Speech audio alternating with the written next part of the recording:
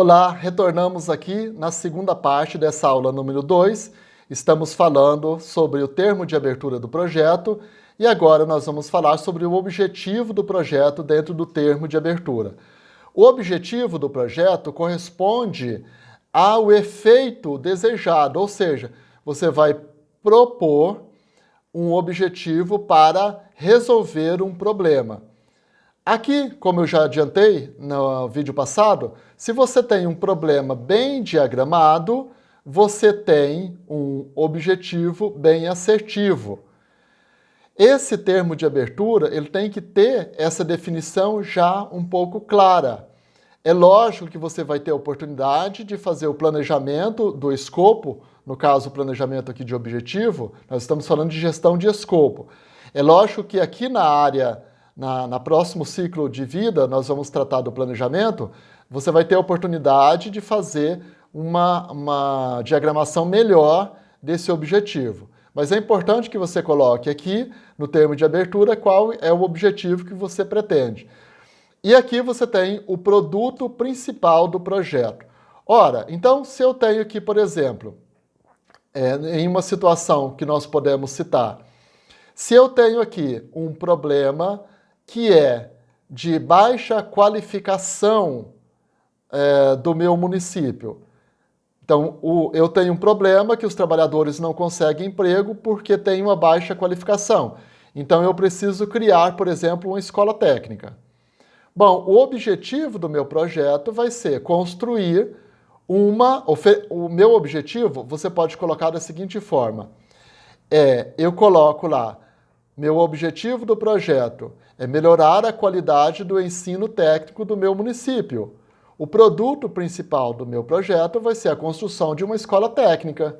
E aí você tem essa relação que, com isso, você vai matar um problema, que é a falta de qualificação, consequentemente, você vai melhorar o nível de emprego. Só que você tem que observar o seguinte, fazer uma análise, o que você vai fazer com esse pessoal qualificado depois.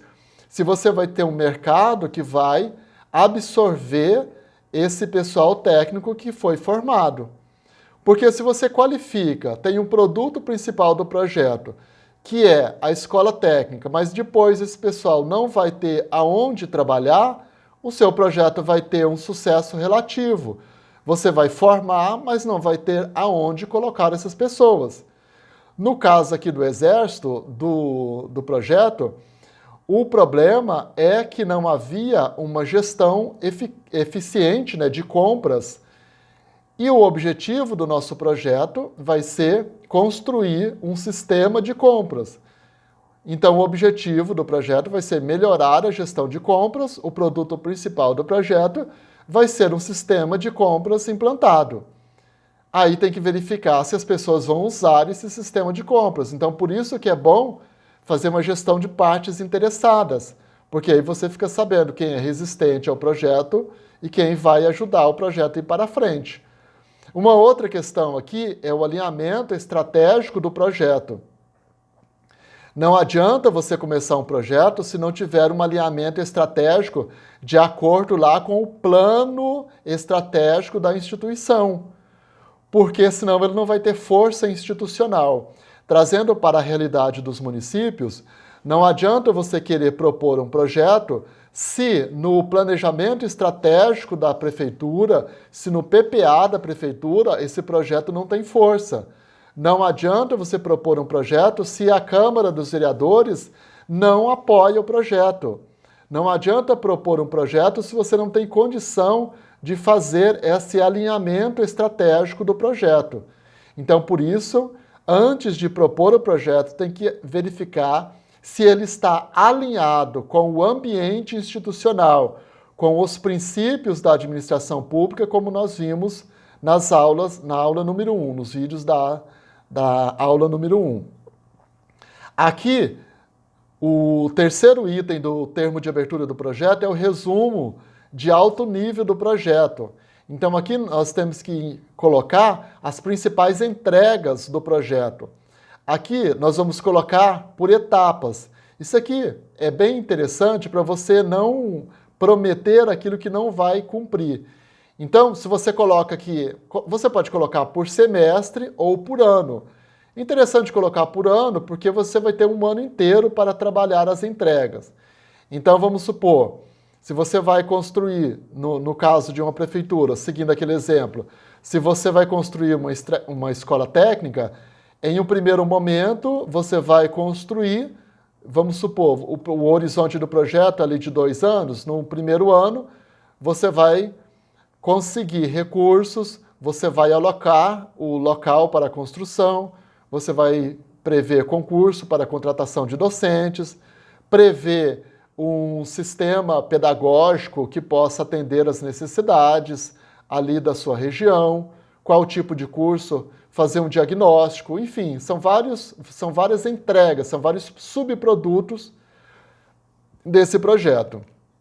E aí você coloca no segundo ano e aí você vai preenchendo de acordo com a sua expectativa. É importantíssimo aqui colocar uma equipe básica do projeto. Então tem que ter um coordenador. O projeto tem que ter um coordenador ou um gerente. No setor público se fala muito em coordenador, mas geralmente se fala também, aqui pelo guia, você fala em gerente. O gerente do projeto é muito importante. Você tem que ter ali um coordenador geral.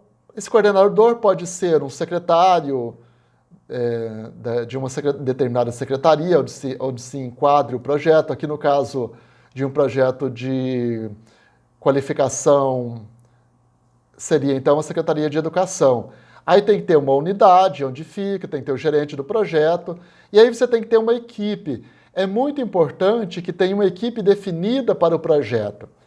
Porque senão fica aquela coisa, eu faço um projeto e aí as pessoas trabalham quando dá, quando sobra tempo, porque os processos rotineiros da instituição tomam muito tempo. Então é importante estabelecer quais são os horários que a equipe vai trabalhar no projeto. Se ela vai trabalhar no projeto o tempo inteiro, se vão ser todos os dias da semana, ou se vão ser alguns dias da semana, algumas horas. Isso é importante, porque senão ficam aquelas pontas soltas e você não consegue trabalhar. Os resultados acabam não acontecendo.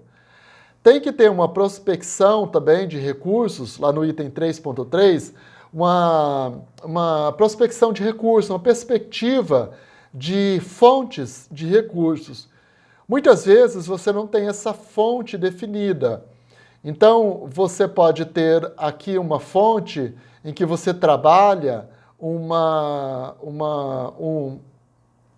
com fonte do recurso federal, mas você também pode ter fontes de recursos de emendas parlamentares, por exemplo. Então, quando você vai correr atrás ali de um deputado ou de um senador para uma emenda parlamentar, ou até mesmo um vereador, você tem que ter claro quais são os objetivos do projeto. O projeto já tem que ter com um mínimo. Se você tem um termo de abertura bem feito, você já consegue impressionar de cara. Por quê? Você já mostra que você foi profissional o suficiente para fazer essas análises. Porque o que eu recomendo sempre é que você tenha um portfólio de projetos. Você tenha ali uma lista, uma pastinha, já que você tem todos os projetos, os termos de abertura, já definidos a ordem de prioridades. E aí você já consegue fazer isso com mais facilidade. Porque se você chega para pedir o apoio de uma instituição para um projeto, você já tem que saber a relação de causa e efeito dos problemas e a solução. Porque se você chega para pedir um recurso, para solicitar um recurso, seja em um edital ou em emenda parlamentar, você tem que saber o que você está pedindo.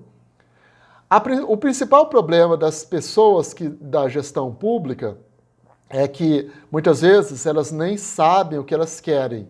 Eu preciso de dinheiro para resolver um problema. Qual que é o problema? O meu problema é esse. Muitas vezes o problema não está bem diagramado. Muitas vezes o problema está simplesmente na falta de um sistema de gestão competente. Eu vou colocar aqui para vocês também, para que vocês tenham uma ideia de como isso funciona, um artigo que eu fiz de uma consultoria para uma universidade estadual, a UEMS, Universidade Estadual de Mato Grosso do Sul, e eu acabei publicando esse trabalho. Nós usamos esse método PMBOK e os resultados foram muito bons. Aqui você tem essa prospecção, você pode colocar outras informações que você julgar necessário e você coloca aqui a assinatura de quem propôs o projeto e quem aprovou o projeto. Bom, esse é o termo de abertura do projeto. Vamos dar uma olhadinha, você pode olhar aí no seu anexo, o anexo 1.2 tem o termo de abertura do projeto da unidade militar. Olha como ele fica. Eles usaram o termo de abertura que eu sugeri. E eles fizeram algumas adaptações, então cada instituição faz a sua adaptação, isso é de livre vontade. E aqui tem, olha, o termo de abertura, né? Em inglês, o nome é Project Chart, que quer dizer a carta do projeto, significa o termo de abertura do projeto. Então aqui nós temos, no anexo 1.1, você tem aí, o projeto foi preparado, aqui tem o nome do tenente, primeiro-tenente Leandro, foi aprovado pelo coronel Luiz Alberto, vem o resumo das condições do projeto, eles fizeram aqui uma contextualização, isso ficou bacana, tem o nome do gerente do projeto, né? Tem aqui, olha, João Luiz, aqui tem uma observação em relação ao aspecto financeiro, que eles colocaram uma observação, as necessidades básicas do trabalho a ser realizado, né? Então colocou aqui que serão realizadas as compras de imobiliários, a criação de processos, treinamento de pessoal e ampla divulgação dos processos e ações a desenvolver, então aqui é uma necessidade, é importante, a descrição do projeto, então tem aqui, ó, o produto do projeto, processos de compra e contratação implantados com aprovação do patrocinador, bem como o acompanhamento do projeto para a avaliação da efetividade da metodologia, tendo como meta a economia de R$ 1.500.000. Então aqui, ó, para ser considerado bem-sucedido, o projeto deve promover alterações em alguns indicadores de desempenho. Note que aqui que eles já têm os indicadores, né, de desempenho. E aí você tem aqui os indicadores. Olha só, um tempo médio de reparo de um equipamento. Atualmente, de 60 dias, eles querem melhorar para 15 dias. Olha que bacana. Então, eles já têm a definição dos indicadores. Tempo médio de disponibilidade de suprimentos. De 60 dias, diminuir para 15 dias. Então, esse sistema vai trazer uma série de benefícios. Percentual de aprovação do público interno para com a administração. Então, a atual aprovação é de 50%. Depois do projeto, pretende-se ampliar para 80%. Olha que interessante. Por que eles não colocaram 100%? Porque é melhor você definir uma meta que não seja resolver o problema como um todo, mas você melhora. Então, se você não tem condição de resolver o problema como um todo, é melhor não mentir, diga a verdade. Porque quando for fazer a avaliação do projeto numa avaliação futura, significa que você vai ter cumprido a sua meta. Se você coloca uma meta de 100% e atinge somente 80%, você não vai ter conseguido sucesso total do projeto. Mas se você coloca uma meta de 80% e consegue atingir os 80%, o seu projeto teve 100% de sucesso. Você entendeu a diferença? Então, não importa se você colocou uma meta um pouco abaixo, mas se você conseguir cumprir, significa que teve sucesso. Olha aqui os outros percentuais. Então, percentual de aquisição de produtos de baixa qualidade. Então, atualmente, 20% dos produtos adquiridos são de baixa qualidade. Pretende-se diminuir que somente 1% tenham baixa qualidade, ou seja, 99% vão ter alta qualidade. Isso é muito importante. Percentual de itens para pronta aquisição contratação, 70% aumentar para 95%. Então, aqui já tem claramente os indicadores definidos do projeto. Muitas vezes, você no município não tem esses indicadores tão claros. Então é melhor construir o indicador primeiro, depois propor o projeto, porque assim você fica claro o que você quer resolver.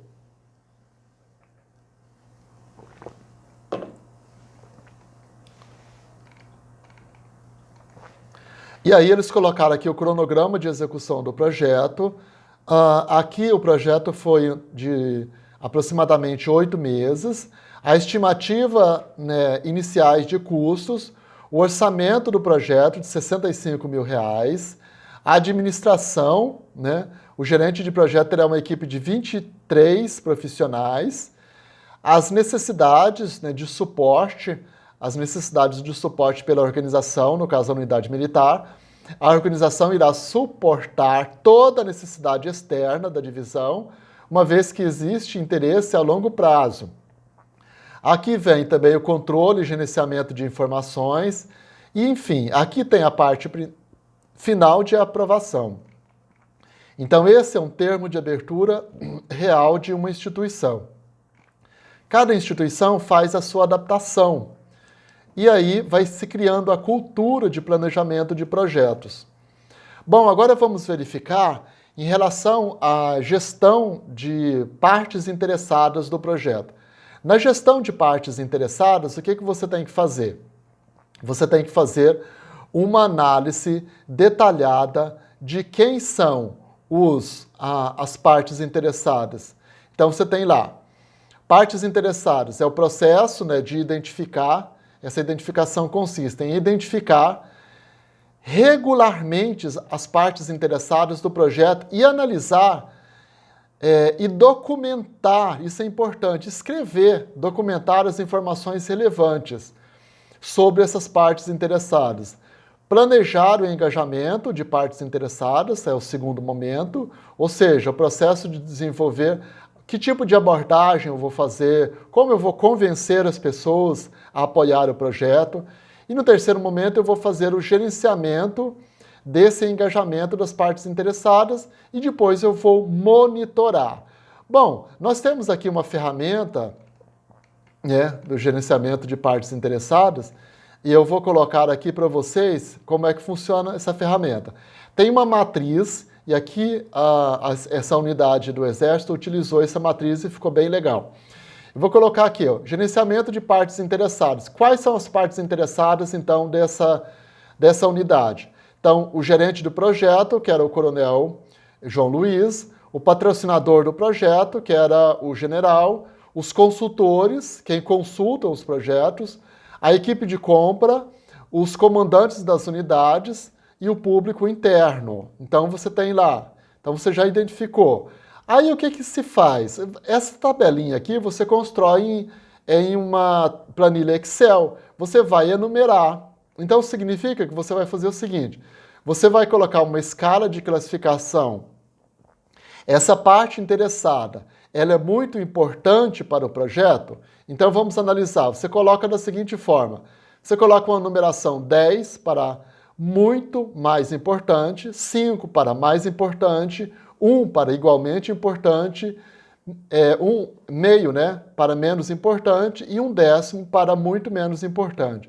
E aí você coloca uma tabelinha, faz um quadradinho como esse que está aqui no slide 14 e você coloca a parte interessada. Então, por exemplo, aqui, gerente do projeto, patrocinador, consultor, equipe, comandante e público interno e o total. E aí você coloca um ranking. E aí, se você ficar dessa linha pontilhada de preto para cima, são os pontos, a parte positiva. E para baixo, quem tem menos interesse. E aí você constrói o ranking. Então vamos verificar aqui. Por exemplo, você tem o patrocinador do projeto, o número 1 é 1, ou seja, ele é muito mais importante. Ele é igualmente importante. Mas você tem aqui o número 10, que é o consultor. Consultor é muito mais importante. Aí você tem aqui a equipe do projeto, partes interessadas mais importante. E aí você vai colocando essa numeração e depois você soma. Então você tem aqui, olha, no total da primeira linha você tem 13. Então essa linha aqui ficou no ranking de terceiro lugar, que são os gerentes de projeto. E aí você tem depois patrocinador, primeiro lugar. É claro que você tem, é muito mais importante você ter, se você não tem um patrocinador, não tem projeto, então ele é uma parte interessada em primeiro lugar. E aí você tem lá, em segundo lugar, você tem os comandantes, que ficaram com 17,20 pontos. No terceiro momento, você tem o gerente de projeto, que foi com 13 pontos. E no quarto lugar, o público interno. No quinto lugar, os consultores. E em sexto lugar, a equipe. Então, essas partes interessadas aqui, você faz essa avaliação e você tem uma visão geral de quem você precisa fazer um trabalho de monitoramento para fazer com que todos fiquem muito interessados no projeto. Bom, fazendo essa gestão de partes interessadas, aí você tem uma visão geral de como funciona e de quem você precisa fazer um convencimento e precisa ficar de olho para que, se essa parte interessada, se ela tem um impacto muito grande dentro do projeto, você precisa fazer um processo de convencimento rotineiro para convencê-la a aprovar e a lutar, vestir a camisa do projeto mesmo. Então, aqui nós ficamos com essa aula número 2. Eu vou pedir para que você, se tiver dúvida, comente aqui para que nós possamos conversar e esclarecer a sua dúvida. E nós nos vemos na próxima aula. Na próxima aula nós vamos trabalhar no segundo ciclo, que é o planejamento do projeto. Um abraço e até mais. Tchau!